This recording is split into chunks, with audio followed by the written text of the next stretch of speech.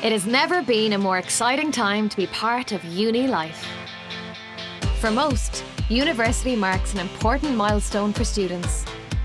From their first experience of living away from home, to creating lifelong friendships, and to sampling what life has to offer outside of study time. I expect it to be, fun, interesting. Cameras exclusively followed students and staff from 8 universities as they journeyed through an unforgettable year of challenges, new experiences, and celebrations. We graduated! This is My Uni Life. This time on My Uni Life, we catch up with Mary Kate and the Maynooth University Ladies GAA team on the road to victory. That was probably one of the toughest matches I've played in a long time. We meet a tech innovator at UCD whose own life experience is helping change the lives of parents and carers. We've worked with amazing families. And we visit a University of Limerick sports scholar who is chasing both a sporting and academic dream. I always wanted to be a jockey. At University College Cork, it's the busiest time of the year for Thérèse and the rest of the Choral Society. And nerves are beginning to show ahead of their annual Christmas Carol performance. We're having loads of emergency committee meetings. We're trying to do the final bits and pieces now, trying to put everything together. I think at the beginning of term I was doing a lot more society stuff than I was doing college stuff, but then assignments started rolling in, so I've had to not go to choir last week, and then you miss out on loads, which is really hard, but then you have to catch up on that. It's just kind of running around the whole time.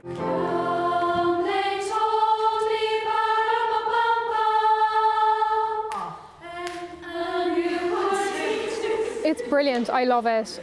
You're coming from a small group in secondary school to being put into a college with 20,000 people. It's really daunting and kind of scary, but joining as many things as possible I think is just the best way to break the ice a small bit. It's really difficult to kind of get everyone together and for everyone to be singing in unison, but the conductors are really experienced and everyone is kind of willing to put in the effort so that we don't sound awful. This gentleman's probably never heard this piece before, so diction, diction, diction, diction. I even met my husband through choir in this very room here next door, and so I've always either conducted choirs or sung in choirs. I absolutely love it. A lot of them now have never sung in a choir and they're coming along and they're going, Mother of God. I won't actually see them again until next Tuesday night, and Tuesday night will be in the Honan, and there'll be screeching and roaring and panic attacks and hysterics, I'd say, and then we'll get everything sorted out for Wednesday night. We've had great fun, we've had our moments of challenge and learning music, but now we're ready. Tickets are already well and truly sold out, so we're looking forward to the face-to-face atmosphere, the joy of singing in front of people, and then of course afterwards having a mince pie. Later we'll be backstage with Thérèse at the Choral Society's biggest night of the year. One of the most important roles of Irish universities is to create research that positively impacts people's lives. Researchers, such as UCD's Dr. Aviva Cohen, are creators of innovative products and applications that benefit people with a range of complex medical conditions. Aviva's interest in her work has come from a deeply personal place. Steve was the father of my children. He was my karate instructor for almost 20 years, and he was a warrior. And then in 2006, when our youngest girl was only 10 months old, he had a very severe stroke. It stole away his ability to think, his speech, and his mobility. He worked incredibly hard. He started being able to walk with a stick, which we were told was impossible, but he couldn't speak. So I started developing speech and language therapy apps, and he did learn 15 functional words, which was incredible. So I wanted to come up with something that allowed the individual who couldn't use words to still use their voice to be understood. And that was the inspiration behind Empathic app. Unfortunately, we lost Steve before the app was fully developed, so he never got to see it in the end. But I know he would have really enjoyed using it, and the fact that people could have really engaged with him more fully, I think he would have really liked that. So the app uses artificial intelligence. You record someone who's non-verbal for about 3 or 4 seconds.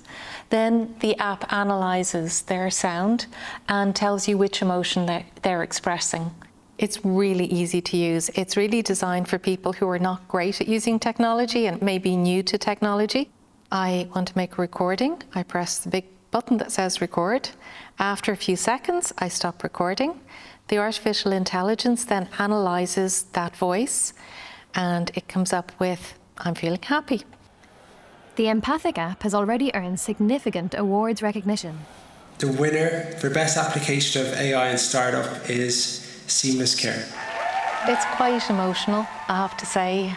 We've been working, testing Empathic, gathering samples to build it, and I've met probably hundreds of families, hundreds of individuals who are non-verbal and members of staff.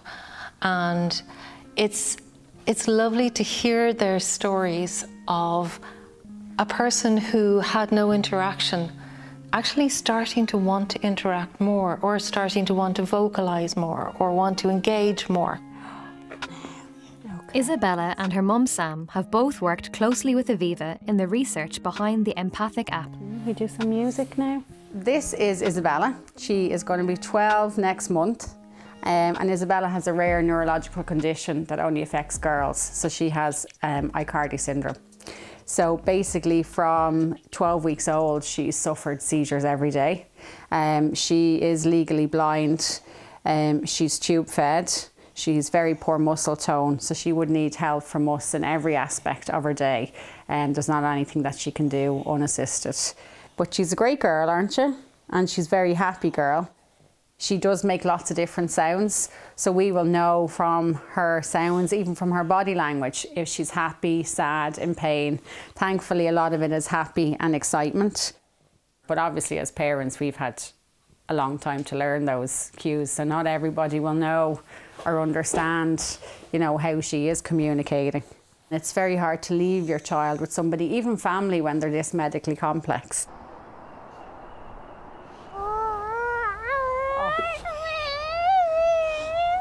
Yes, that is brilliant. So if you can see, I have all her emotions recorded here and I can play back. So that's Isabella nice and happy. And if I scroll down, you can see I have loads of happy and excited. And then I have anxious ones then as well from when she's not feeling too good. So we notice the difference in the pitch of her voice. So I have everything there at my fingertips to show people then as well.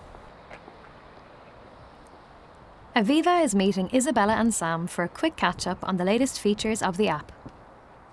Isabella has been one of our very best testers. Oh, there you go.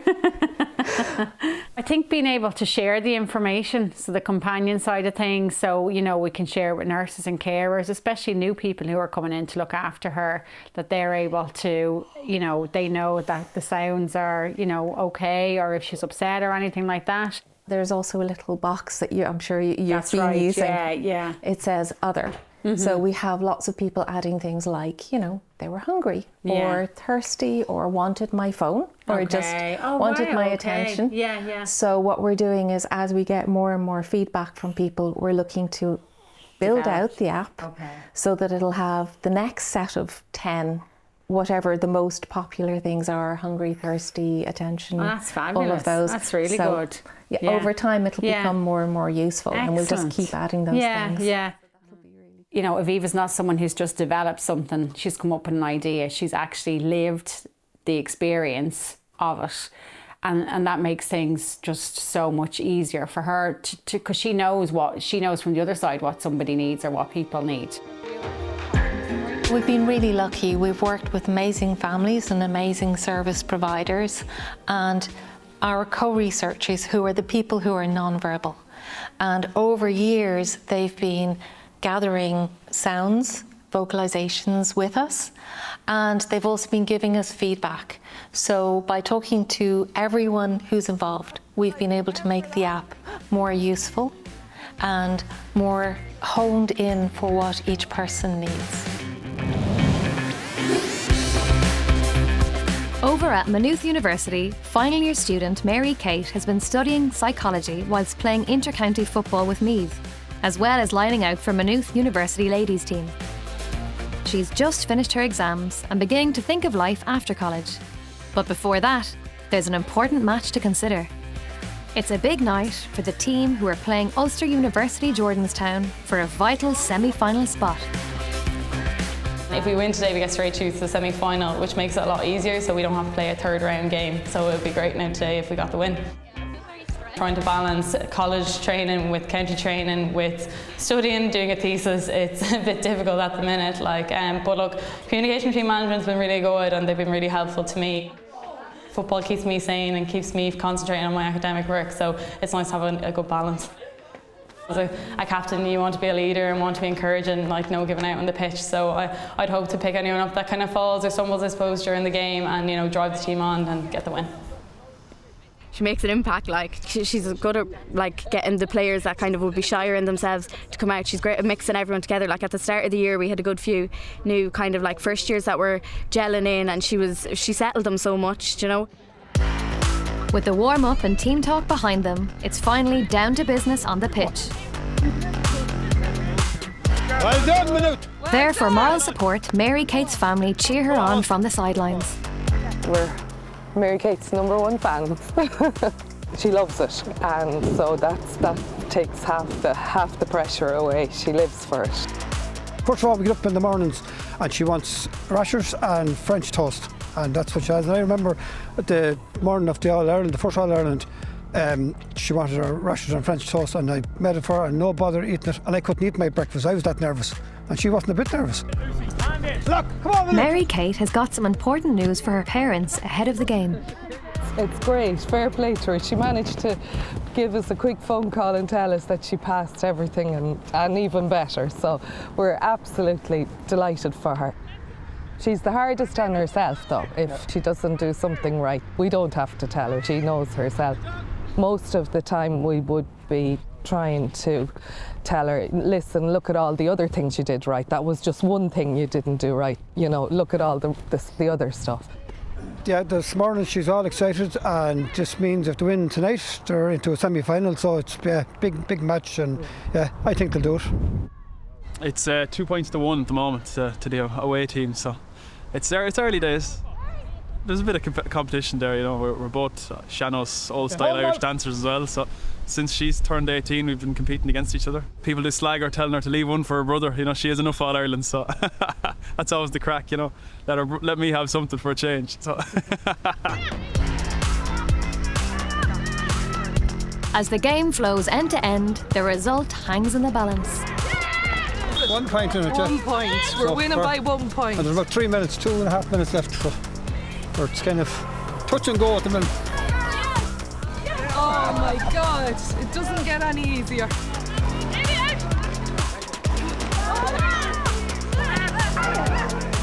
Maynooth begin to pull away, but on the final whistle, it's relief all around. So have you to play? No. You don't have to. You're straight in the semi-final. Got the daddy in here too. Get them out. Oh, I'm buzzing. I can't describe. I'm actually so proud of the team as well. It's just, we so deserve to go there and we're just so excited now. Oh, that was probably one of the toughest matches I've played in a long time. I actually thought my legs were going to cramp up. I'm so excited. I've no voice from shouting.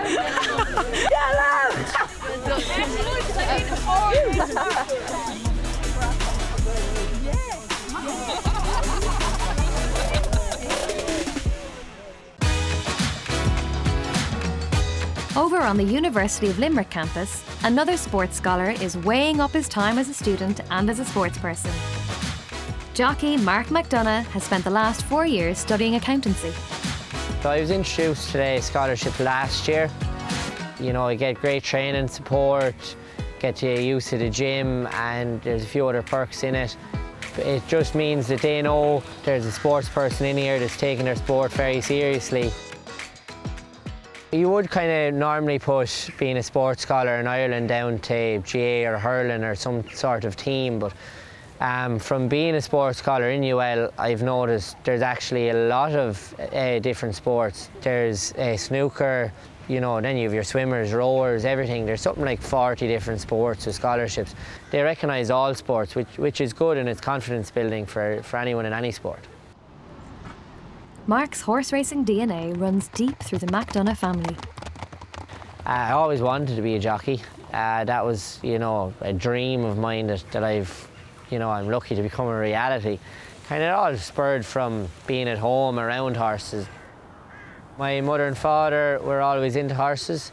My granddad trains, he trains race horses. During the summer I was flying. I rode 9 winners in about 2 months and everything was going well, and then the injuries kind of all came up on top of me. Mark is just back from injury and is happy to be back in the saddle. In the last 12 months I've been out for 9 months with injury, so it has been tough now from the physical and the mental side. When you haven't been racing for a while, you know, somebody new is there, and when you're out injured, the horses don't take a break either, so somebody else has to ride the horse that you might be riding. So it's just about trying to get back on them horses then, because other people could have done a good job while you were out, and you know, it's not that easy just to slip back into where you were. It is a dangerous sport. The day you're worried about getting a fall, you might as well retire. I'm lucky that my family are involved in horses, they understand. You know, Mam's gotten much better. It's just kind of normally if I get a fall, it's a text. You know, I text Mam, I'm okay. She texts back, thumbs up, that's fine. We got in here at 7:30 this morning, and then normally I'd head into college then after this, but we're going to go to Nina today to gallop a few more horses. But I'll get into college then this evening, get a bit of study done and a few tutorials, and I'll be rocking on into the gym then after that. You'd sleep well at the end of my days anyway.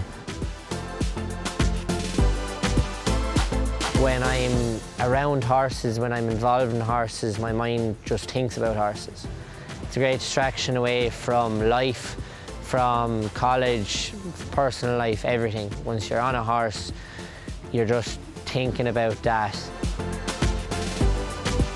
I'm extremely excited to be back racing. It only kind of hit me this morning. You know, I was driving my car from riding out and I was kind of like, I'm back. Later in the series, we go racing with Mark, who gets the chance to win on his grandfather's horse, and we'll see where he was placed in the race for his final year exams.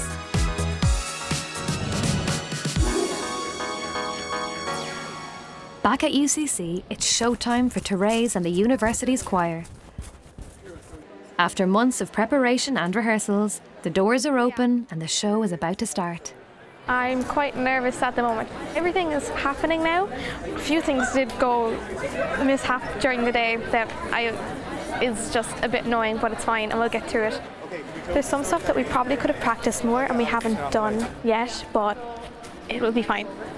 I'm looking forward to it because once we start going, you can't stop, so everything will get done. Therese's family are in the audience and are looking forward to the night ahead.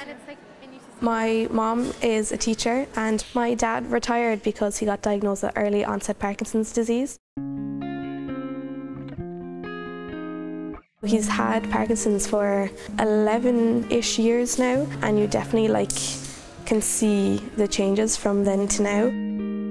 He's at home most of the time now. I know my mom has gone down to job sharing just to be able to look after him more. But he's doing well, he's keeping in good spirits. There's always challenges when it comes to it because it is like a progressive disease. But I think all things considered, even compared to a few years ago to now, he's definitely much more steady. When I suppose things got hard, my mom was like, well, we always have music.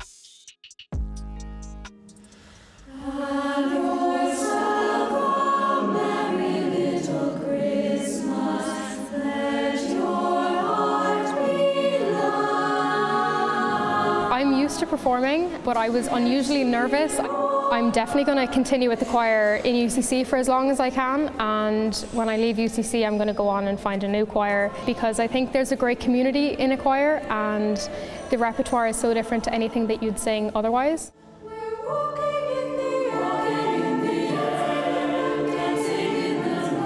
Every year for Cards by Candlelight, we always pick a charity, and I knew when I was chairperson I would have a bit of leeway and I could try to see if I could raise money for someone who, you know, for an organisation that personally helped me and my family. So tonight we are raising money for EOPD.ie. I'm sure everyone is aware of Michael J. Fox and how he was diagnosed with Parkinson's at age 29. That is something that my dad and Michael J. Fox have in common.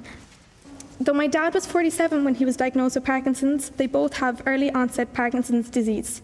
Parkinson's disease usually affects people over 60, but 5 to 10% of people who develop symptoms do so before the age of 50. There was meant to be buckets and a card machine tonight, but guess who forgot to collect them? I did. But there is a link in our bio on Instagram if you would like to click that and donate to early onset Parkinson's. We like validation, so thanks for clapping. It's really good.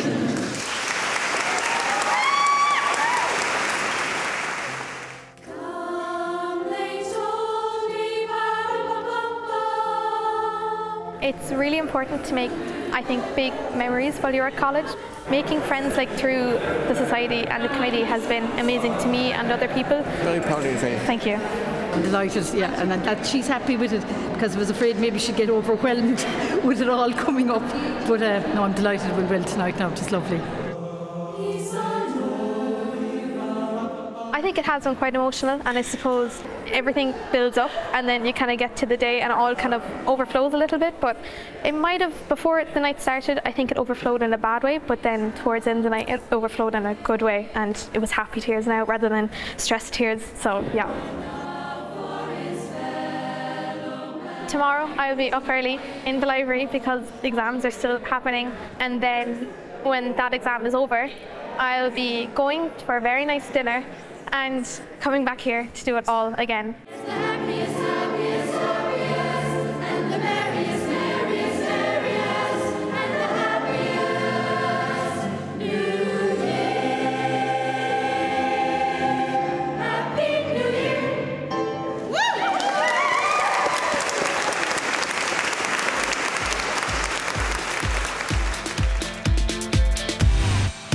Next time on My Uni Life. Archivist Niamh Ní Chara is in Mayo to help showcase Mary Robinson's landmark archive. I love the girl power now of young climate activists. We return to the design students who are helping create an important space for a Dublin inner city community. Throughout the year I was kind of like thinking like, oh my gosh, this is really hard, like what if I can't do this? We are at the Irish Indoor Championships with the family of sports scholarship student Dara McElhenney as he continues on his Olympic journey. Yeah, it's going to be tough. Yeah, have to get yourself ready for it. And we visit the world's oldest university debating society, which is still going strong some 250 years on. I was extremely nervous. I was shaking there the whole time.